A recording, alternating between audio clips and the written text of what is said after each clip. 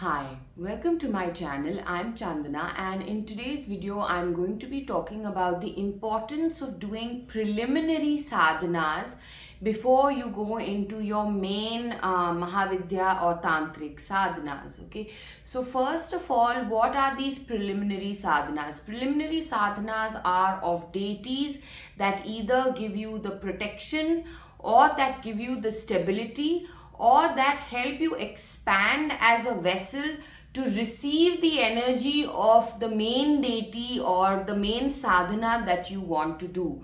Okay, now this is extremely important because what happens on the spiritual path is after a point, when the whole world is going from right to left, you are going from left to right. You are now swimming against the current. You are entering a spiritually restricted zone, right? Because you are trying to make your way out of the whole the maya or the illusion, right? And ideally, you are supposed to go in the regular lines.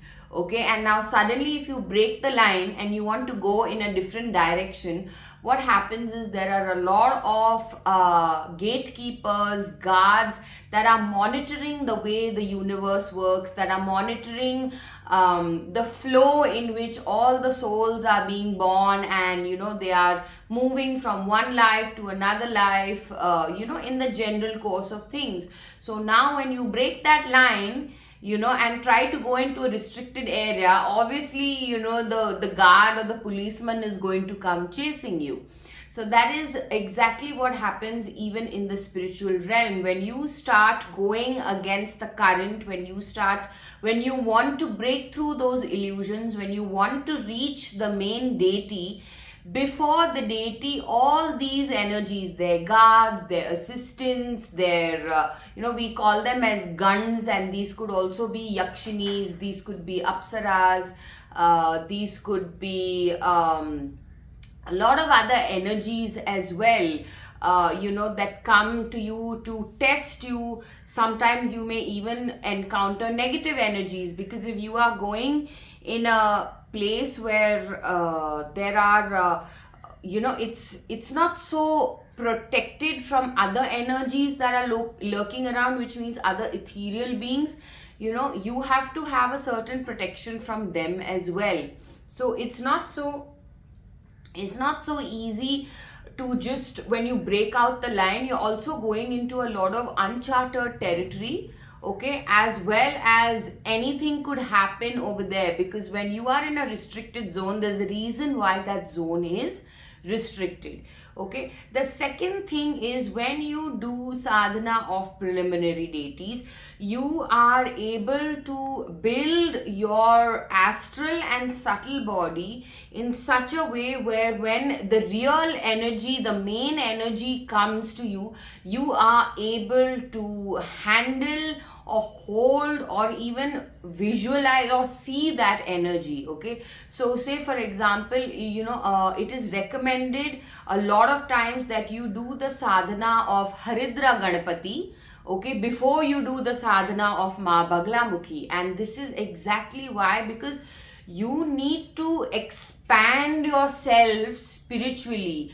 Without that happening, it's like, you are a bulb that is a 40-volt bulb, and you're doing a sadhana where the energy is 4000 volts. So obviously there are multiple things that can go. Your body can spiritually short circuit as well.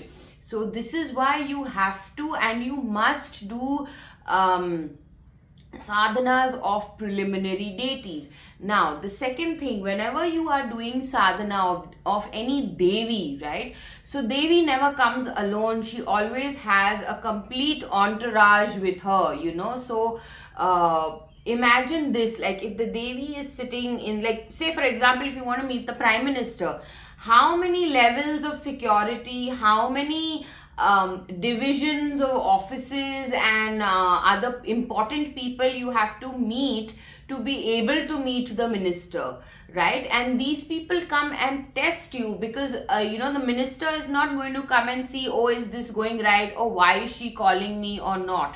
So what happens is the entourage that is there of Devi, they behave only when you have done the sadhana of some very strong and powerful deity, which means it could be a certain form of Ganapati, like say for example Uchishta Ganapati, or it could be a form of Durga, or it could be Lord Narsimha, or it could be Bhairav. So when you have the sadhana and the blessing of these preliminary deities, when the members of Devi's entourage come in to test you and to check on you, they will simply come check on you and they will go back. They are not likely to come and play havoc with you. Okay, now havoc can mean they can come and sit around with you, they can trouble you mentally, they can trouble you sexually, they may cause disturbances in your life. Okay, all these other things are happening as well, because you are sitting and doing a main sadhana with no protection at all.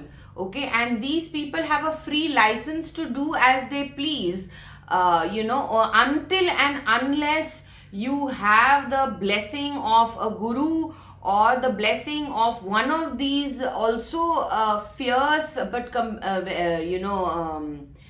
not that ugra devtas like the Mahavidyas and some other very ugra forms. Okay, they will come and they can play havoc with you, and if you don't know how to handle these energies, then you are going to land into some serious trouble. Okay, which means you may even have to reach out to some tantric and have that particular a kind of celestial being removed.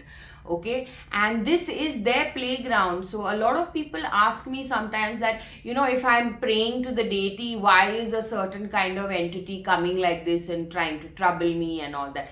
So see, first of all, you are leaving your territory and going into their territory. So you are nobody to ask why is this entity or being doing something like this with me or troubling me or what. You have gone to their playground, so you need to know the rules of their playground and you need to know how they play around. The second thing is, these entities that are there, which are like they're field inspectors, they are quite notorious also by nature. So this is something that you have to keep in mind. Every positive being that is, it's not necessarily that always a positive being is coming and checking on you and seeing, okay, and then reporting to the main deity and saying, okay, there is such and such kind of person and they seem to be hell-bent on pursuing this path and this and that. So the information is going to the main deity, but you have to protect yourself from all these preliminary beings, which is why you need the preliminary sadhana. And the second thing is, even if they are not coming and troubling you or playing around with you, what will happen is there are multiple gates. Okay, so there are multiple stages that you are entering when you do the main sadhana. Now, even though the mantra is the same, but after every anushtan, you will be entering a different gate, you will be entering a different level. Okay, which if you are intuitive enough, you will know. If you have been guided to do a certain sadhana, your guru will tell you about this. So at every gate there are gatekeepers, at every level there are beings, there are gatekeepers, there are guards. So if you want to meet the main deity, you are going to have to take a box of sweet and appease all these surrounding guards and that entire level, that network of security, if you want to pass through, okay, without breaching, without offending it. Then you need these preliminary sadhanas, because the preliminary sadhanas will be sadhanas of these beings that you are appeasing. Okay, which is why they tell you to do Ganpati or to do Hanuman or to do, because when you do these, or when you have a guru and your guru tells you, when you reach these gates, it is that deity that is astrally, invisibly present with you, and which is why you get entry into the next level or the higher stage of sadhana. Yeah, so that is the real importance of doing preliminary sadhanas, and one should not be lazy or feel like, oh, why should I do this sadhana, I have done. And please note, suppose for example, if you have done a certain Bhairav sadhana or a certain Ganpati sadhana, please note that there are forms of Ganpati and there are forms of Bhairav, okay, or forms of Durga that will be very specific and conducive to the main sadhana that you are trying to do, right? Like I said, do Haridra Ganpati sadhana when you are trying to do Baglamukhi sadhana. Do Uchchist Ganpati sadhana when you are wanting to go into Sri Vidya sadhana. So the forms of these preliminary deities also change. Don't think that, oh, I have just done one major Ganpati sadhana and I don't need to do the other specific form that is related to the main Mahavidya or the main deity sadhana, because that particular form is what is the kind of energy and the kind of protection you will need when you start entering into deeper levels of your main sadhana. Okay, so I hope this is clear to you, and if you don't know what preliminary sadhanas to do, please take guidance from somebody. Doing Ganpati, doing Bhairav, doing any fiercely protective deities sadhana is very good. But this doesn't mean you directly jump into, Ma Pratyagnira sadhana, which she is also the deity that protects you on the path of Sri Vidya.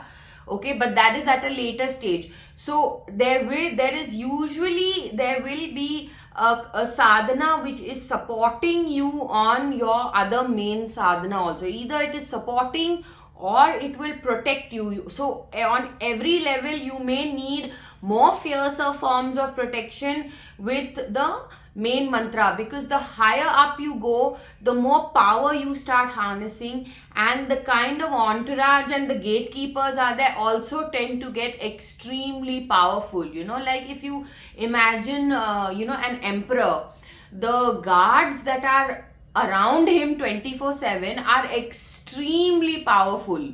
Okay, it's like, when the minister over here has a Z security, as opposed to some security guard who's standing in front of the gate and, giving salutes to everybody. So the power also increases. So as your power increases in your sadhana, when you progress, you will be dealing with also on that level much more higher and powerful beings. Okay, so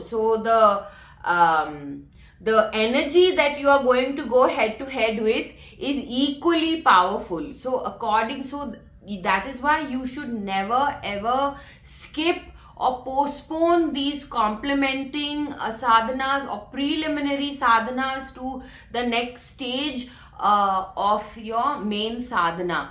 And another thing I would like to say here is that, when you have Mahavidyas, they also have, multiple mantras, which are the levels of the sadhana that you're doing. Say, for example, on the path of Sri Vidya, the first mantra is what leads you to one of the 10 Mahavidyas. Okay, so when you do that, the first mantra, which I said is hidden in the Saundarya Lahari, okay, it is like you going to preschool.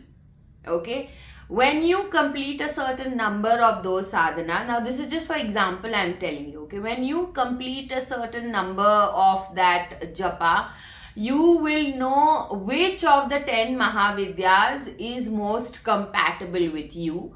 Okay, and then accordingly you take up the upasana of that one particular Mahavidya. Okay, and when you take up the upasana of that Mahavidya, you will initially start with a mantra which has 3 syllables or 5 syllables.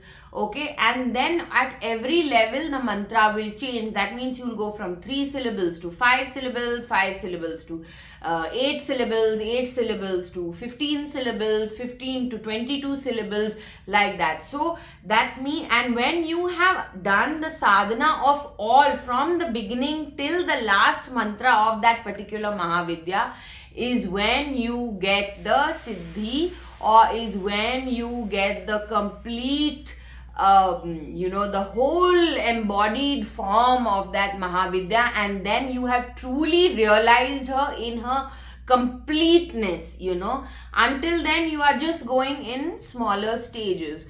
So this is, I hope this was easy for you to understand, and you understand the importance and the gravity of doing these preliminary sadhanas and complementing sadhanas. Okay, in the event where somebody has not given you a complimentary sadhana or something, or you're picking up something off of YouTube, which is extremely dangerous, please be careful. But try to take guidance, or at least an upadesh from somebody who has been on a spiritual path. They will be able to guide you and tell you what exactly you have to do, just like I'm guiding you in this video. Okay, that's all I have for you today. Until next time, take care. Namaste.